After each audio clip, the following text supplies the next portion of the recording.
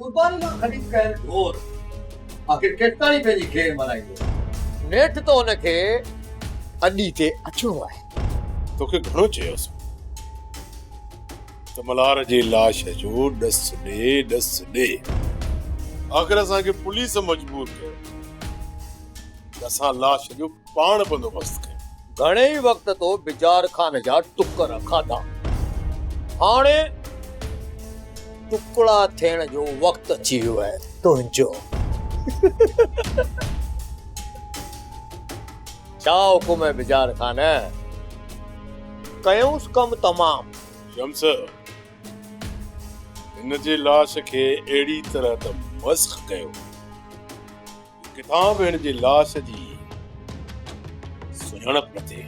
ख़ासि तौर ते चहिरो, हथ ऐं पेर चिचरे कपिड़े में वेड़े पोइ लाश पुलिस जे हवाले कयो।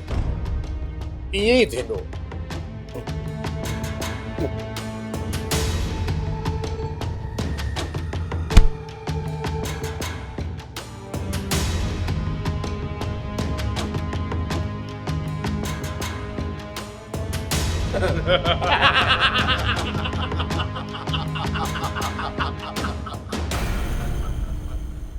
बाबा तू तो है बार तोखे वरी किथां मां याद रहियो हुजुसि।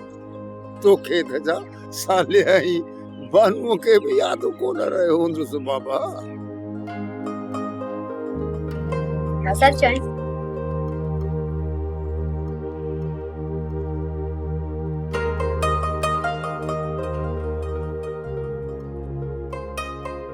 बाबा गलत गाल न कर। तू असा का एक पल भी विसरी कोन सगियो। हाँ बाकी इहो मालूम कोन हो त तू मोटी ईंदे। इनके चइबो मौजो। तव्हां बिनी के मां हिकड़ी मजेदार गाल ॿुधायां। मजेदार गाल इहा आहे त जॾहिं मां कैद खाने में न हुउसि, आम माण्हुनि वांगुरु इहे ज़िंदगी पे गुज़ारियो, त उन वक़्तु मां इन्हनि वज़ीफ़नि, इन्हनि तावीज़नि, इन्हनि करामतुनि खां वठी जादूअ ताईं बि मां कंहिं ॻाल्हि ते यकीन कोन रखंदो हुउसि, सम्झो। पर मूं पंहिंजे तौर ते ज़िंदगी काइनात जे मंज़रनि खे ॾिसी करे गौर वीचार करे घणो कुझु सिखियो, घणो कुझु।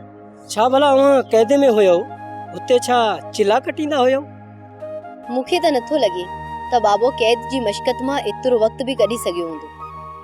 वेरुन जी वस्ती,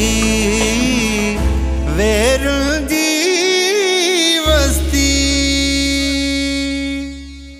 सब्सक्राइब कयो असांजो ऑफिशियल YouTube चैनल सिन टीवी HD ड्रामा ऐं वधीक अपडेट लाइ बेल आइकन खे क्लिक करियो।